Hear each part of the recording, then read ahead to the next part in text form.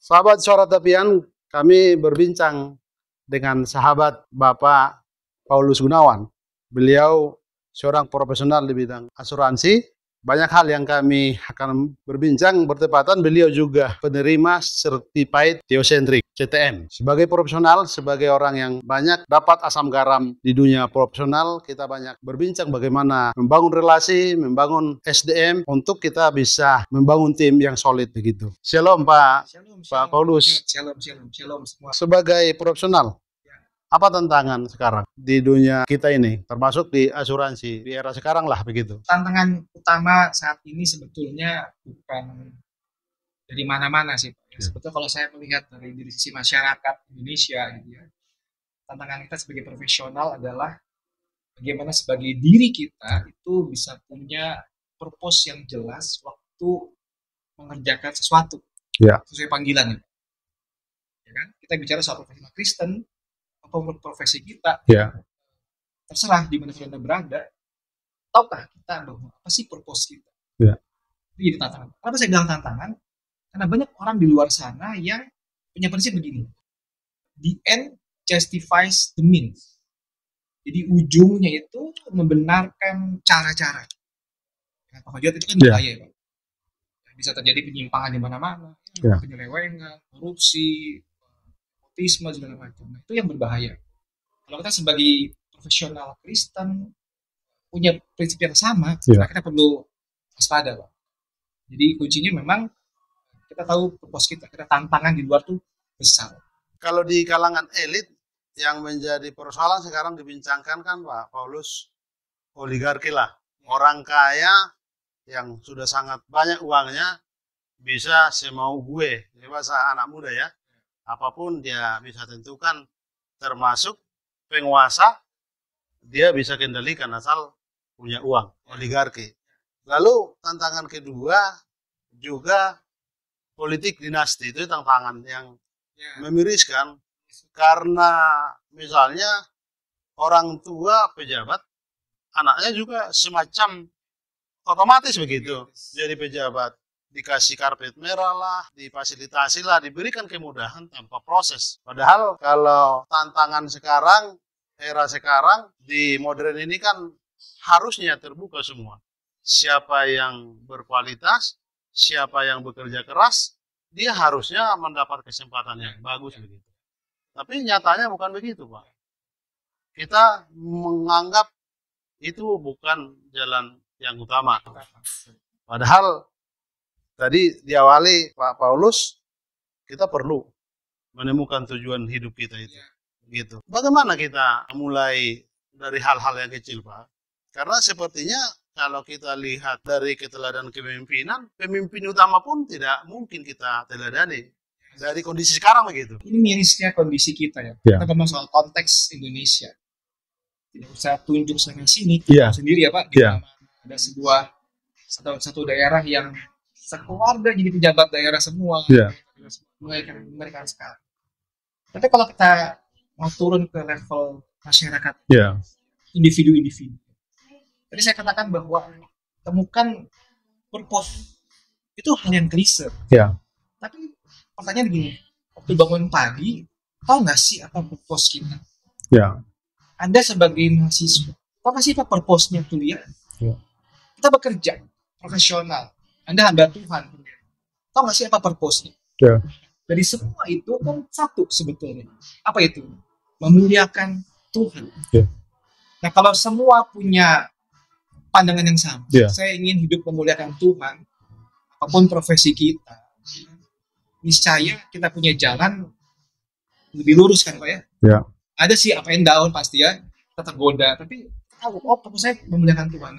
Orang-orang di luar sana yang tidak punya iman, pemahaman yang sama dengan kita, gak akan berpikir soal memuliakan Tuhan. Maaf kata ya Pak ya, banyak orang di luar sana bilang gini, kerja adalah ibadah. Tapi apa betul? Masalahnya apa sih ibadah? Kan jadi ribet Pak. Kenapa? Karena purpose-nya bukan memuliakan Tuhan. Jangan-jangan ibadahmu pun bukan memuliakan Tuhan. Cuma demi kelihatan religius gitu Pak. Saya kemarin lihat kan, saya sharing di grup WA tuh ada data bahwa Indonesia tuh negara yang sangat religius, tapi nomor 1 judi online, Pak. Iya. Ini kan ngeri sekali. Itu Pak Paulus persoalannya. Kita negara yang sangat menjunjung agama. Kita negara beragama. Semua orang malu kalau disebut tidak beragama. Tapi faktanya kita tidak menemukan esensi itu. Jadi yang kita bicarakan itu tadi jadi klise, jadi semacam absurd. Tidak ada maknanya. Karena orang selalu melihat yang sukses itu kan orang yang bisa memanfaatkan segala cara demi sampai pada jabatan yang sebenarnya tidak benar begitu. Tapi orang menghargai itu. Apa yang masalah di Republik kita ini menurut Pak Paulus? Kalau mikirin negara ya, kita bisa pusing. Karena pusing negara. Saya ambil simpel aja contoh begini. Waktu orang tahu purpose-nya, mestinya di dalam hidup dia tuh gak ada dual life. Jadi harus integrate hidup kita, gitu ya. Yang jadi masalah gini kan, saya beragama, kemudian saya beraktivitas yang lain. Banyak orang yang bikin dua kubu yang berbeda. Agamaku, sehingga nggak ada urusan. Yang jadi problem kan itu sebetulnya. Bagaimana orang bisa integrate. Waktu orang integrate kan berarti nggak ada lagi wilayah yang duniawi, wilayah yang rohani. Satu semua. Nah ini tantangan orang Kristen sebetulnya. Untuk kau kerja gitu ya, jangan cuma jadi orang Kristen yang cuma Kristen hari Minggu. Hari Senin sampai Sabtu juga Kristen dong. Itu kan sering kita dengar di mimbar ya Pak. Ya ini kita, tapi kenyataannya kan nggak begitu. Banyak orang yang gini, sudahlah bagian rohani ya sudah buat Tuhan. Hari Minggu 2 jam, ya. Kadang kebaktian 2 hari Rabu 2 jam. Hari yang lain buat aku. Itu sebetulnya jadi masalah. Pak Paulus, kita mau berbincang ini soal spiritualitas. Karena kita negara yang sangat menjunjung agama, kita persempit ruangnya, kita bicara soal konteks Kristen di Indonesia. Saya bertepatan jemaat HKBP, Pak Paulus. Jadi saya punya pengalaman 7 tahun lah sebagai jurnalis. Saya memberi diri saya menulis renungan tiap minggu. Jadi di HKBP Rawalumbu di Bekasi dan HKBP Pondok Timur. Saya 7 tahun menulis tiap minggu itu di Warta. Renungan, apa yang dikotbahkan hari itu saya aplikasikan dengan tulisan gitu. Tapi belakangan saya mulai otokritik diri saya. Jangan-jangan bukan itu jalan keluar. Dan sangat miris sekali sekarang di grup-grup WA orang sekarang berkhotbah membuat renungan, tapi tidak ada dasar, tidak ada reputasi apa-apa sebenarnya untuk membuat renungan. Dan sepertinya spiritual begitu. Ini juga kan harus kita kritik. Apakah itu spiritual begitu? Menurut Pak Paulus bagaimana? Agar kita jangan naib juga. Seakan-akan kalau kita bicara rohani, itu rohani begitu. Ini sulit sekali untuk bisa memahami ya. Tapi saya pikir gini, simpel ya. Waktu kita bicara soal spiritualitas, orang Kristen. Kita berkata di dalam Tuhan. Seharusnya tidak ada satu inci dalam tubuh kita tuh yang mana Tuhan tidak bisa berkata itu milik. Kalau itu kita lakukan, berarti sebetulnya tidak ada lagi orang yang hidup mendua. Penulis renungan, pengkhotbah, yang copy paste motivasi rohani, ya. Banyak kan Pak di Instagram sekarang. Harusnya itu dia tahu bahwa saya lakukan itu karena bagian integral tubuh saya, hidup saya buat Tuhan. Bukan cuma kata ya Pak, image. Banyak orang yang cuma branding. Gue rohani. Gue bikin renungan. Gue bukan cuma bikin renungan sih Pak. Yang banyak orang gini Pak sekarang. Asal terima, copy paste kan? Coba setiap pagi. Cuma pagi renungan dari A, dari B. Copy paste. Masalahnya lu baca nggak? Yang kedua waktu lu baca, lu kritisi kayak itu. Dan yang perlu jadi bahan pertimbangan pribadi adalah waktu kita menulis itu, betul nggak sih itu dari Tuhan? Saya udah bikin renungan di YouTube channel saya, Seed Partner Ministry, setiap minggu. Ya. Saya bergumul setiap minggu. Seperti orang khotbah di mimbar setiap minggu. Jadi, nggak sembarang sekedar ada ayat, sumber referensi, bikin draft, renungan. Setengah mati, Pak. Setengah mati. Artinya saya juga mengimani, dan setelah 2 tahun ini, orang lihat saya juga kan. Lo ngomong setiap minggu begitu, gimana kerjaan lu? Gimana keluarga lu? Wah, itu ujian yang besar. Nah, kalau seorang bisa punya integrasi hati dan juga, pastinya ada pergumulan, tapi akan jauh lebih tenang. Itulah spiritual, Pak. Artinya seluruh hidup kita tuh yang memang milik Tuhan. Bukan sekedar aspek religius, ibadah doang, atau pelayanan doang di gereja. Nah, ini sulit. Kita berjuang ke situ, Pak. Berjuang ke arah sana, bertumbuh ke arah sana sebetulnya. Pak Paulus, menarik ini bincang-bincang kita ini. Karena ini lebih ke rohani yang kita bicarakan, Pak ya. Bertepatan kita sama-sama mengikuti CTM ya, Pak ya? Yes, betul. Bapak angkatan kelima ya, saya angkatan kedua, Pak. Dari teman kita, Pak Eloy Jalukhu. Yang menarik, kita kan bersepakat dan membicarakan ini terus, walaupun harus diuji juga. Waktu akan menguji, kita berpusat pada Tuhan. Teosentrik begitu. Antroposentrik itu kan yang secara umum itulah yang kita bicarakan dari latar tadi. Kita kagum dengan pencapaian, tapi maaf saja bukan atas kebencian.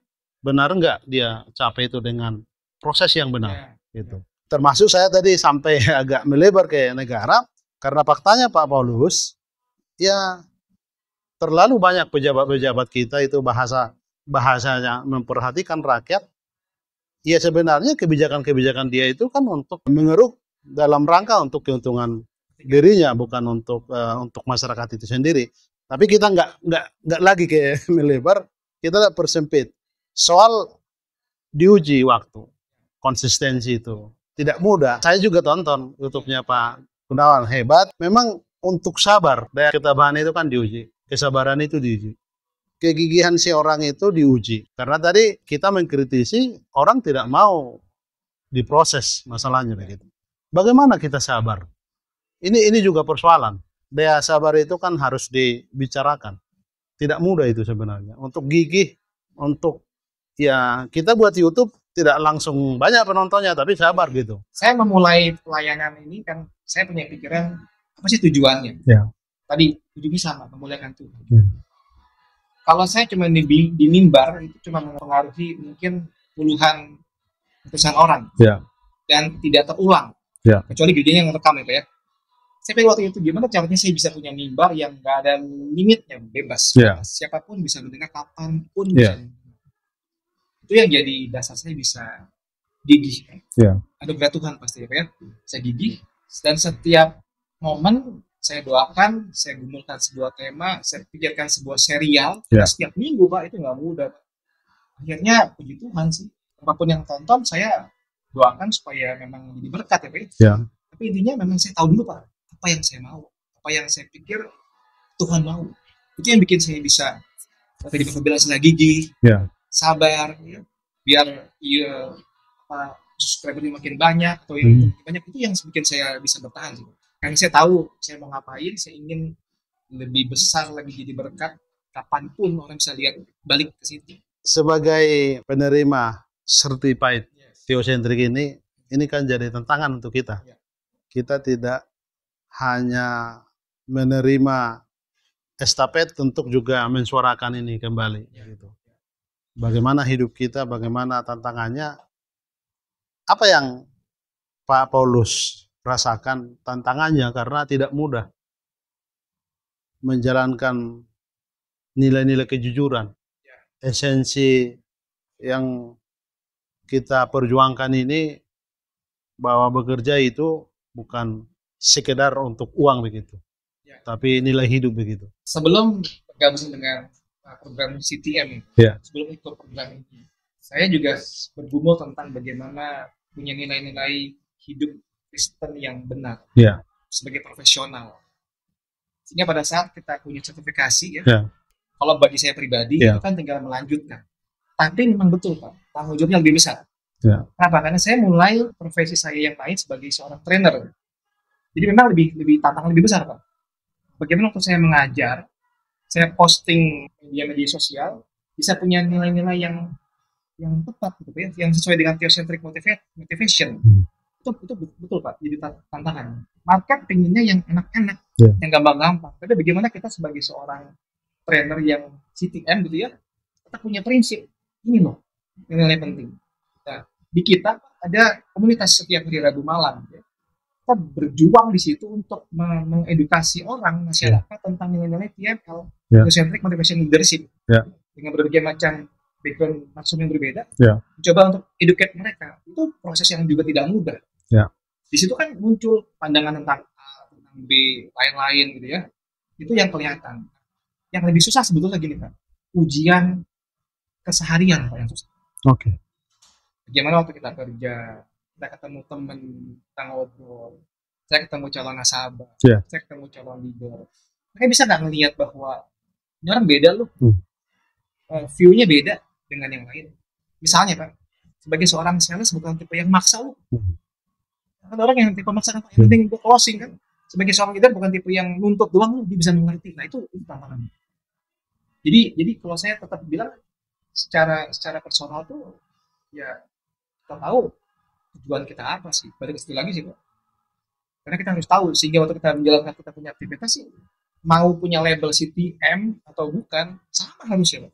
Dan ruang ujiannya kan karena Pak Paulus seorang profesional di bidang asuransi, barangkali tantangan itu berat juga di asuransi ya. Nilai-nilai itu harus diusung, padahal ada cara-cara yang lain yang mengakali untuk dengan melewati itu begitu. Dunia insurance kan kita tidak digaji, artinya setiap orang tuh seperti dagang yang berkomisi doang. Ya. Itu sangat memudahkan orang untuk yang penting gua closing, dapat omset, dapat duit. Saya tidak bilang semua agen seperti itu, tidak oknum agen seperti itu, tidak semua. Tapi waktu orang-orang sudah bermain ke wilayah itu kan mereka sudah punya prinsip gini. Purpose gua apa? Kaya raya, uang yang banyak. Nah, caranya gimana? Segala cara dimainkan. Nah, kita bukan berbisnis seperti itu. Kita harus punya nilai yang benar memang. Ya A, ya B, ya B. Kadang-kadang pahit di awal saat interview calon customer. Pahit, banyak catatan-catatan. Tapi yang penting kita jujur gitu kan ya. Sehingga ke depan lebih lancar. Seperti itu. Dengan juga dengan waktu kita mencoba merekrut agent leaders ya. Nggak mudah Pak. Motivasi lo apa jadi agen? Cepat kaya. Susah Pak. Yang cepat kaya dia bisa hafal segala cara. Dalam bidang insurance kan banyak juga cara-cara yang kotor gitu.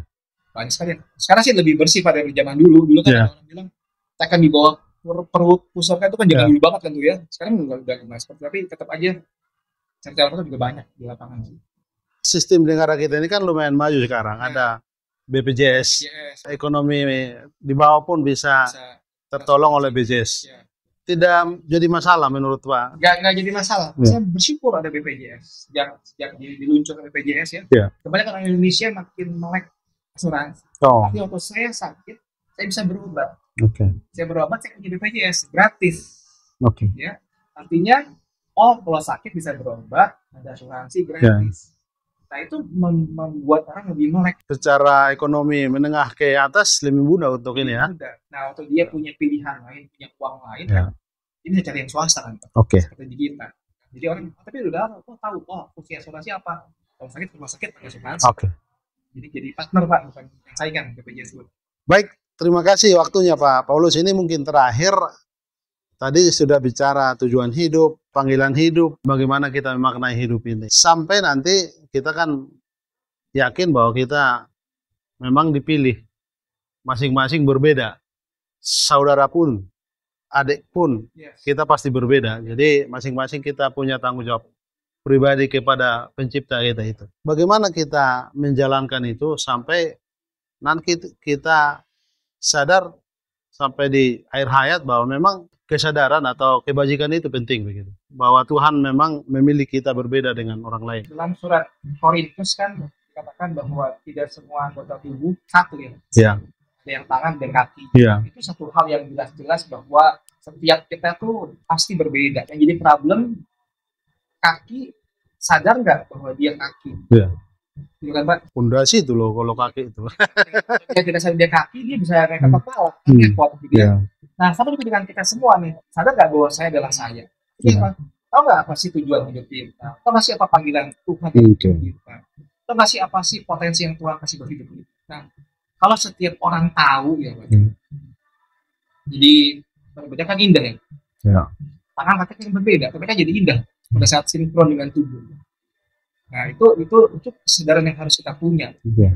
Apapun profesi kita, apapun panggilan kita tahu kita punya panggilan, jalankan itu dengan setia, sampai ujungnya kan kita akan lihat nanti bagaimana indahnya perbedaan yang Tuhan ciptakan. Iya. Abang adik beda, suami istri juga berbeda, Iya. kembar pun berbeda. Benar. Asal masing-masing tahu, kalau kita pakai bahasa ini Pak, tahu diri. Iya. Lu siapa? Ya. Kompetensi itu penting. Itu dari cara penting. Pak Paulus, terima kasih waktunya atas bincang-bincangnya. Demikian sahabat Suara Tapian TV, bincang-bincang kami. Terima kasih sudah mendengar menonton kami.